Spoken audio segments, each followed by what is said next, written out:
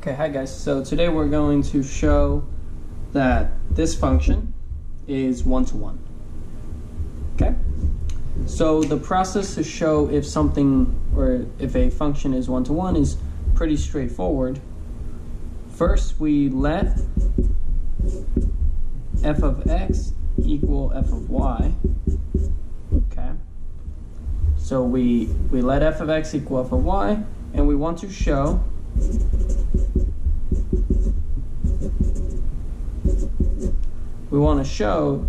that x equals y.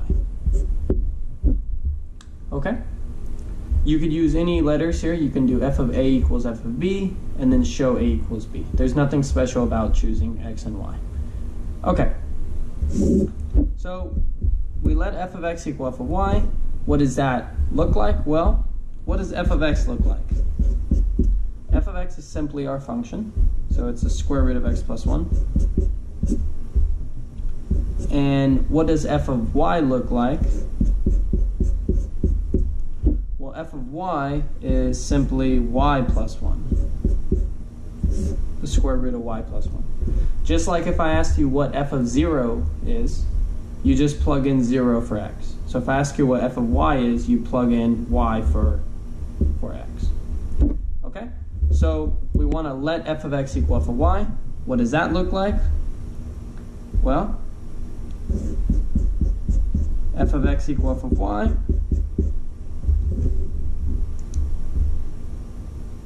so then we have the square root of x plus 1 is equal to the square root of y plus 1, right? That's f of x, that's f of y. We're setting them equal. And now your goal with these problems is to show that x equals y. So depending on the problem, you have to use a different technique or a different tool. All this will be the same. You'll always get to this part. But now you have to look at the problem and be like, okay, how can I show that x equals y? Sometimes it will be easy, and sometimes it might be a little tricky. In this case, if you want to show that x equals y, well, first we have to get rid of the square root. How do you get rid of a square root? Well, we can square both sides.